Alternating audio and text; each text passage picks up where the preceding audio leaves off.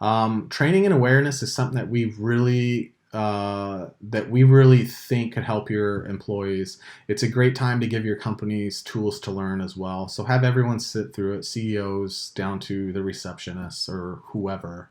Have everyone sit through this, and the more awareness you create in your environment, the better off everyone's going to be. That way, people can bounce off, questions towards each other, and there's just really, there's no dumb questions when it comes to this stuff. There's a lot of moving pieces to this.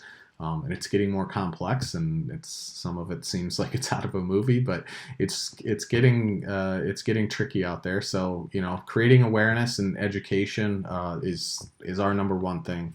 We do that quite a bit at Applied Imaging.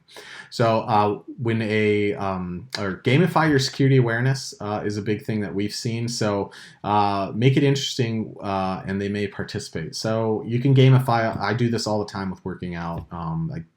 Convince myself to do something, and I just kind of make it into a game for myself. All right, 100 more feet, one more mile, stuff like that. So if you do the same thing with security, so if you do email phishing campaigns is a good one. So let's say you do an email phishing campaign for 1 week, and if everyone who didn't click on one of those emails or whatever, or prevented someone else clicking on them, might get some type of incentive.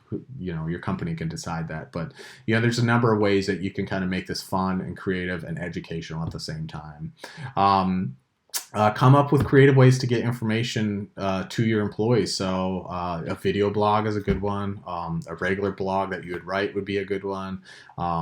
There's a ton of ways that you can do this. You can have team happy hours. We've seen have been one, and those always turn into work talk, especially in this time. So there's a ton of ways that you can creative on communicating and just kind of making sure creating an environment where people can ask questions is really the goal, because then people are less apt to just be quiet and not ask, and then just continue operating as usual.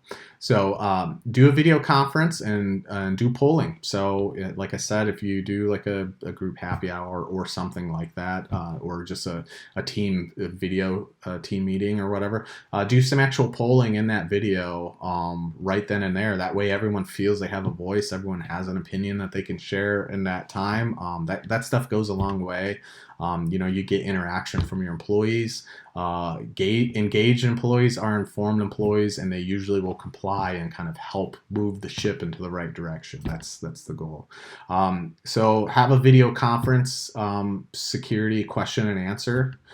This is something we do at Applied, and we will probably do one of these after. But your employees are stressed and are not overnight IT professionals. So with everything else going on in their family, personal life, and just kind of being unsure where this is all going, now having to take on IT and troubleshooting, this could be very stressful and overwhelming to a lot of people. So just kind of be aware of that. I'm sure most people are, but just be aware that some people aren't tech savvy, and their frustration might just be running a little higher because of that.